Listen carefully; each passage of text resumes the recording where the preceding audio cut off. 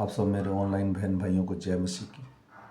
सबको praise the Lord. शाम के सुंदर समय परमेश्वर ने फिर एक बार मिलने का मौका दिया, इसके लिए धन्यवाद। मैं ये वीडियो सिर्फ मसीह लोगों के लिए बनाता हूँ। अगर कोई मेरा भाई बहन परमेश्वर को ग्रहण करना चाहता है, उसका सादर मैं अभिनंदन करता हूँ। वरना ये सिर्फ मसीह लोगों के लिए वीडियो बनाता हूँ जो प्रभु में अपने आप को आगे बढ़ाना चाहते हैं, जो परमेश्वर के वचन को ग्रहण करना चाहते हैं। ये बेसिक बाइबल पढ़ता हूँ मैं, ताकि आप अपने चर्च में जाएं तो अच्छे से इसको सुनने और समझने में आपको मदद मिलेगी। तो इसके लिए हम इस बाइबल को, मेरे साथ जो भी इसको फॉलो करेगा वो एक साल में ये बाइबल कंप्लीट कर लेगा। कल 1 तारीख है, आज नए साल का आखिरी दिन है। आज ये बाइबल का आखिरी चैप्टर पुराने नियम में मलाकी पढ़ेंगे हम। आज तारीख है 31/12/2024। आज ये साल भी ख़त्म होने वाला है। कल से फिर नए सिरे से हम शुरू करेंगे। तो मैं आशा करता हूँ जितने मेरे बहन भाइयों ने ये वचन सुने वो उनके हृदय में काम करने पाए। आइए हम प्रार्थना करेंगे। धन्यवाद है मेरे जीवित तेरे सामर्थ्य परमेश्वर, तेरे पवित्र नाम को धन्यवाद प्रभु। जैसा तू हमें काम काज में लेके गया वैसा लेके आया, तेरा धन्यवाद करते हैं प्रभु। इस पूरे साल में तूने बचा के रखा, अपना अनुग्रह दया कृपा हम पर और हमारे परिवारों पर बना के रखा, इसके लिए तेरा धन्यवाद प्रभु जी। जितने तेरे वचन के अनुसार चलते हैं प्रभु, वो सब तैयारी में प्रभु यीशु, जब तू आएगा तो हम बादलों पर उठा लिए जाएंगे खुदावन। मैं तेरा धन्यवाद करता हूँ प्रभु जी। मैं सारा आदर सारी महिमा तुझे देता हूँ। जो इस वचन को प्रभु सुने, इसके पढ़े और सुने जाने पर आशीष है प्रभु जी। तेरा वचन कहता है जो तेरे वचन को अपने हृदय में रखता है प्रभु जी, वो स्वर्गराज का वारिस होता है प्रभु। उस पर कभी भी प्रभु कोई विपत्ति नहीं आ सकती। मैं सारा आदर सारी महिमा तुझे देते हुए ये छोटी सी विनती तेरे प्यारे बेटे मेरे उद्धार करता यीशु नासरी के नाम से मांगकर पा लेता हूँ, आमीन। आइए हम वचन का ध्यान करेंगे। मलाकी 1, 2, 3 और 4 अध्याय इसके पढ़े और सुने जाने पर प्रभु की आशीष हो। मलाकी के द्वारा इज़राइल के विषय में कहा हुआ यहोवा का भारी वचन। यहोवा यूँ कहता है, मैंने तुमसे प्रेम किया है परंतु तुम पछताते हो कि तुमने किस बात से हमसे प्रेम किया है। यहोवा की यही वाणी है, क्या एसाव याकूब का भाई न था, तो भी मैंने याकूब से प्रेम किया, परंतु एसाव को अप्रिय जानकर उसके पहाड़ों को उजाड़ डाला और उसके पैतृक भूमि को जंगल के गीदड़ों का स्थान बना दिया। एदोम कहता है, हमारा देश उजड़ गया है, परंतु हम खंडरों में फिर बसाएंगे। सेनाओं के यहोवा यूँ कहता है, यदि वे बनाएं भी परंतु मैं ढा दूंगा। उनका नाम दुष्ट जाति पड़ेगा और वैसे लोग कहलाएंगे जिन पर यहोवा सदैव क्रोधित रहे। तुम्हारी आंख से इसे देखेगी और तुम कहोगे, यहोवा का प्रताप इज़राइल की सीमा के आगे भी बढ़ता जाए। पुत्र पिता का और दास स्वामी का आदर करता है। यदि मैं पिता हूँ तो मेरा आदर कहाँ है, और यदि मैं स्वामी हूँ तो मेरा भय मानना कहाँ। सेनाओं का यहोवा तुम याजकों से भी जो मेरे नाम का अपमान करते हो यह बात पूछता है। परंतु तुम पूछते हो, हमने किस बात में तेरे नाम का अपमान किया। तुम मेरी वेदी पर अशुद्ध भोजन चढ़ाते हो, परंतु तुम पूछते हो, हम किस बात में तुझसे अशुद्ध ठहराते हैं। इस बात में भी तुम मुझे कहते हो, यहोवा की मेज तुच्छ है। जब तुम अंधे पशु को बलि करने के लिए समीप ले आते हो तो क्या यह बुरा नहीं। जब तुम लंगड़े या रोगी पशु को ले आते हो तो क्या यह बुरा नहीं। अपने हाकिम के पास ऐसी भेंट ले जाओ, वह क्या तुमसे प्रसन्न होगा या तुम पर अनुग्रह करेगा। सेनाओं के यहोवा का यही वचन है। अब मैं तुमसे कहता हूँ, ईश्वर से प्रार्थना करो कि हम लोगों पर अनुग्रह करे। यह तुम्हारे हाथ से हुआ है, तब क्या तुम समझते हो कि परमेश्वर तुमसे किसी का पक्ष करेगा। सेनाओं के यहोवा का यही वचन है, भला होता कि तुम में से कोई मंदिर के किवाड़ को बंद करता कि तुम मेरी वेदी पर व्यर्थ आग जलाने न पाते। सेनाओं के यहोवा का यही वचन है, मैं तुमसे कदापि प्रसन्न नहीं हूँ और ना तुम्हारे हाथ से भेंट ग्रहण करूँगा, क्योंकि उद्याचल से लेकर अस्ताचल तक जाति जाति में मेरा नाम महान है और हर कहीं मेरे नाम का धूप और शुद्ध भेंट चढ़ाई जाती है, क्योंकि अन्य जातियों में मेरा नाम महान। सेनाओं का यहोवा यही वचन है, परंतु तुम लोग उसको यह कहकर अपवित्र ठहराते हो कि यहोवा की मेज अशुद्ध है और जो भोजन उससे मिलती है वह भी तुच्छ है। फिर तुम यह कहते हो कि यह कैसा बड़ा उपद्रव है। सेनाओं के यहोवा का यह वचन है कि तुमने उस भोजन के प्रति नाक भौं कोड़ी और अत्याचार से प्राप्त किया हुआ और लंगड़े और रोगी पशु की भेंट ले आते हो। क्या ऐसे भेंट तुम्हारे हाथ से ग्रहण करूं? यहोवा का यह वचन है, जिस छली के झुंड के नर पशु हो परंतु वह मन्नत मानकर परमेश्वर को व्रजित पशु चढ़ाए या शापित है, तो मैं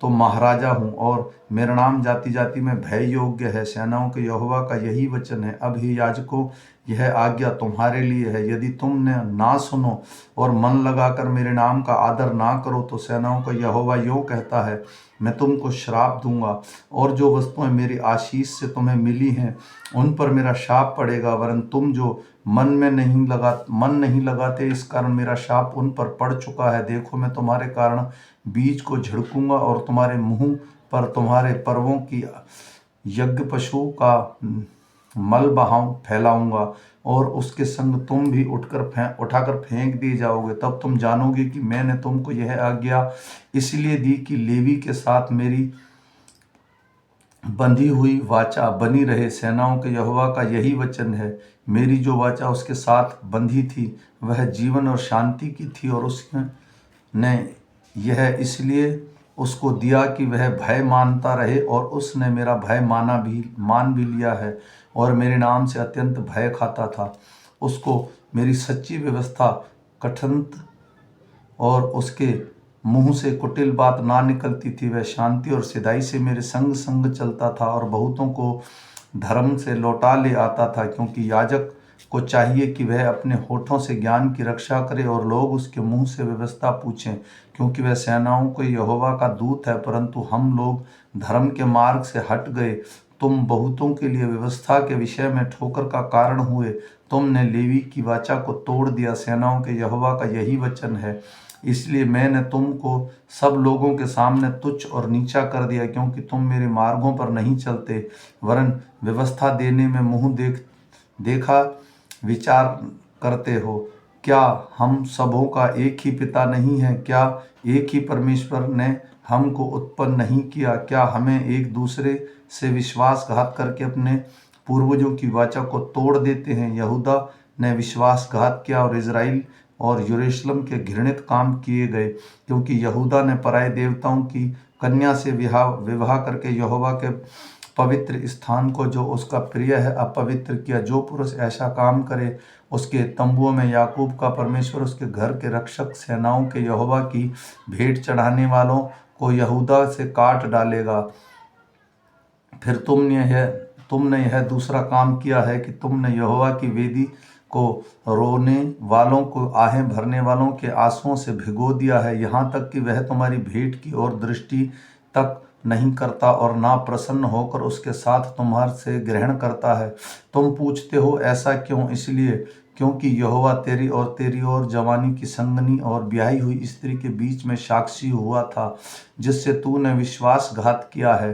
क्या उनके एक ही को नहीं बनाया जब और आत्माएं उसके पास थी, और एक ही को क्यों बनाया? इसलिए वह परमेश्वर के योग्य संतान चाहता है। इसलिए तुम अपनी आत्मा के विषय में चौकस रहो और मैं तुमसे कोई जवानी की स्त्री से विश्वासघात ना करे, क्योंकि इज़राइल का परमेश्वर यहोवा यूँ कहता है, मैं स्त्री त्याग से घृणा करता हूँ और उससे जो अपने वस्त्र को उपद्रव से ढांपता है। इसलिए तुम अपनी आत्मा के विषय में चौकस रहो और विश्वासघात मत करो। सेनाओं के यहोवा का यही वचन है, तुम लोगों ने अपनी बातों में यहोवा को उकता दिया है, तो भी पूछते हो कि हमने किस बात में उसे उकताया है। उससे हम कहते हैं कि जो कोई बुरा करता है वह यहोवा की दृष्टि में अच्छा लगता है और वह ऐसे लोगों से प्रसन्न रहता है। और यह न्यायी परमेश्वर कहाँ है? देखो, मैं अपने दूत को भेजता हूँ और वह मार्ग में तेरे आगे सुधारेगा, और प्रभु जिसे तुम ढूंढते हो वह अचानक अपने मंदिर में आ जाएगा। हाँ, वाचा का वह दूत जिसे तुम चाहते हो, सुनो, वह आता है। सेनाओं के यहोवा का यही वचन है, परंतु तुम अपने दिन में कौन सा सह सकोगे, और जब वह दिखाई दे तो कौन खड़ा रह सकेगा? क्योंकि वह सोनार की आग और धोबी के साबुन के समान है। वह रुपये के तानने वाला और शुद्ध करने वाला बनेगा और लेवियों को शुद्ध करेगा और उसके सोने रुपये के समान निर्मल करेगा। तब वे यहोवा की भेंट धर्म से चढ़ाएंगे। तब यहूदा और यरूशलेम की भेंट यहोवा को ऐसी भाएगी जैसे पहले के दिनों में और प्राचीन काल में भाती थी। तब मैं न्याय करने के लिए तुम्हारे निकट आऊँगा और टोनों और व्यभिचारी और झूठी क्रिया रखोने वालों के विरुद्ध, और जो मजदूर की मजदूरी को दबाते और विधवा और अनाथों पर अंधेर करते हैं, परदेशी का न्याय बिगाड़ते और मेरे भय नहीं मानते हैं, उन सबों के विरुद्ध मैं तुरंत साक्षी दूंगा। सेनाओं के यहोवा का यही वचन है, क्योंकि मैं यहोवा बदलता नहीं। इसी कारण हे याकूब की संतान, तुम नष्ट नहीं हुए। अपने पुरखाओं के दिनों में तुम लोग मेरी विधियों को हटाते हुए आए हो और ऐसा पालन नहीं करते। तुम मेरी ओर फिरो, तब मैं भी तुम्हारी ओर फिरूंगा। सेनाओं के यहोवा का यही वचन है। परंतु तुम पूछते हो, हम किस बात में फिरें? क्या मनुष्य परमेश्वर को धोखा दे सकता है? पर देखो, तुम मुझे धोखा देते हो और तो भी पूछते हो कि हम किस बात में तुझे लूटते हैं। दशमांश और उठाने की भेंट में तुम पर भारी शाप पड़ा है, क्योंकि तुम मुझे लूटते हो। वरन सारी जाति ऐसा करती है। सारे दशमांश भंडार में ले आओ कि मेरे भवन में भोजन वस्तुएं रहें। और सेनाओं के यहोवा यूं कहता है कि ऐसा करके मुझे परखो कि मैं आकाश के झरोखे तुम्हारे लिए खोलकर तुम्हारे ऊपर अपरंपार आशीष की वर्षा करता हूं कि नहीं। मैं तुम्हारे लिए नाश होने वाले को ऐसा घुड़कूंगा कि वह तुम्हारी भूमि की उपज नष्ट ना करेगा और तुम्हारी दाखलताओं के फल कच्चे ना गिरेंगे। सेनाओं के यहोवा का यही वचन है। तब सारी जातियां तुमको धन्य कहेंगी और तुम्हारा देश मनोहर देश होगा। सेनाओं के यहोवा का यही वचन है। यहोवा यूं कहता है, तुमने मेरे विरुद्ध डिठाई की बातें कही हैं, परंतु तुम पूछते हो, हमने तेरे विरुद्ध क्या कहा है? तुमने ऐसा कहा, परमेश्वर की सेवा करना व्यर्थ है। हमने जो उसको बताए हुए कामों को पूरा किया है। सेनाओं के यहोवा के डर के मारे शोक का पहरावा पहने हुए चले हैं। इससे क्या लाभ हुआ? अब से मैं अभिमानी लोगों को धन्य कहते हैं, क्योंकि दुराचारी तो सफल बन गए, वरन वे परमेश्वर की परीक्षा करने पर भी बच गए हैं। तब यहोवा का भय मानने वालों ने आपस में बातें की और यहोवा ध्यान देकर उनकी सुनता था। और जो यहोवा का भय मानते और उसके नाम का सम्मान करते हैं, उनके स्मरण के निमित्त उनके सामने एक पुस्तक लिखी जाती थी। सेनाओं का यहोवा यूं कहता है, जो दिन में ठहराया है, उस दिन वे लोग मेरे वरन मेरे निज भाग ठहरेंगे और उनमें ऐसी कोमलता करूंगा जैसे कोई अपनी सेवा करने वाले पुत्र से करे। तब तुम फिरकर धर्मी और दुष्ट का भेद, अर्थात जो परमेश्वर की सेवा करता है और जो उसकी सेवा नहीं करता, उन दोनों का भेद पहचान सकोगे। क्योंकि देखो, वह धधकते भट्टे का सा दिन आता है, जब सब अभिमानी और सब दुराचारी लोग अनाज की खूंटी बन जाएंगे और उस आने वाले दिन में वे ऐसे भस्म किए जाएंगे कि उनका पता तक ना रहेगा। सेनाओं का यहोवा का यही वचन है। परंतु तुम्हारे लिए जो मेरे नाम का भय मानते हैं, धर्म का सूर्योदय होगा और उसकी किरणों के द्वारा तुम चंगे हो जाओगे और तुम निकालकर पाले हुए बछड़ों के समान कूदोगे फांदोगे और तुम दुष्टों को लताड़ डालोगे, अर्थात मेरे उस ठहराए हुए दिन से वे तुम्हारे पाँवों के नीचे की राख बन जाएंगे। सेना को यहोवा का यही वचन है। मेरे दास मूसा की व्यवस्था, अर्थात जो विधि और नियम मैंने सारे इजरायलियों के लिए उनके होरेब में दिए थे, उनको स्मरण रखो।